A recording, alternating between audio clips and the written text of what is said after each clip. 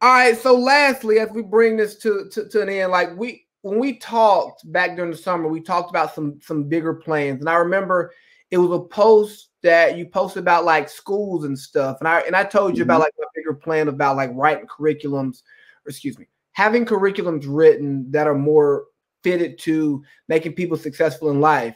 And I know how passionate you are about music, but I also know that there are other things that you want to touch.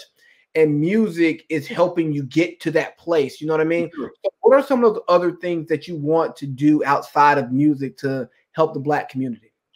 Education, man. Like I think that we've had such when you really get inside these inner cities, like I'm talking about Southwest Atlanta, down Baltimore, Inglewood, Chicago, like you get into these inner cities and start talking to these kids, they're lost. They don't understand the education they're getting.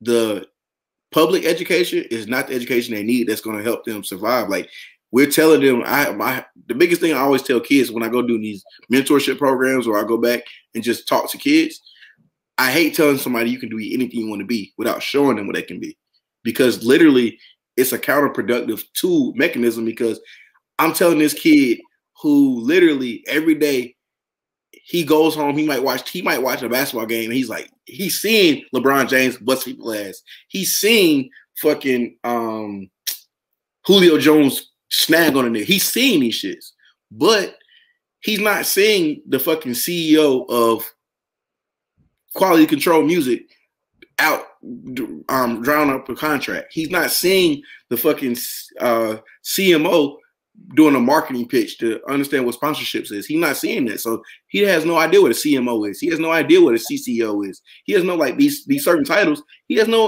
absolutely no clue, or she has absolutely no clue. So it's like, for me, the educational component of it is like showing people like, yo, these are the things that a business needs to become successful. There's certain pieces of a business, like you do these, you can have any one of these roles, and each one of these roles has a specific skill set that is literally tuned for that role, and you can do that.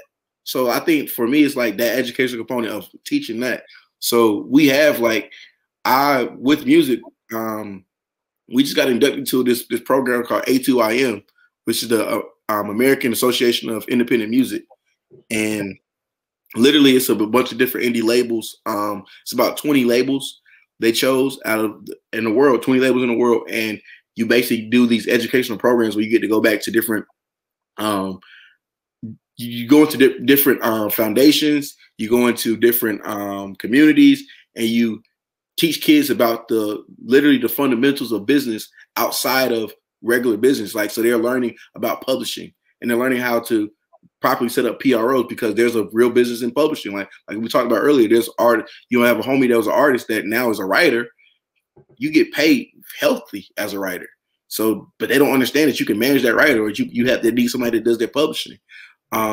Teaching kids about NFTs and understanding that, like, there's a whole new form of digital currencies where shit, Bitcoins, Dogecoins, all the shit is money. Why you think Jack Dorsey selling his first tweet for all this money, like this new digital memorabilia? Like, that shit is blowing up. Like, it's a big deal. It's a big deal. Yeah, when my homeboys in the group, and they're just pulling their money together, and they're just buying different digital media as a group, because they know that this is a new thing. Like, digital memorabilia is taking off, man.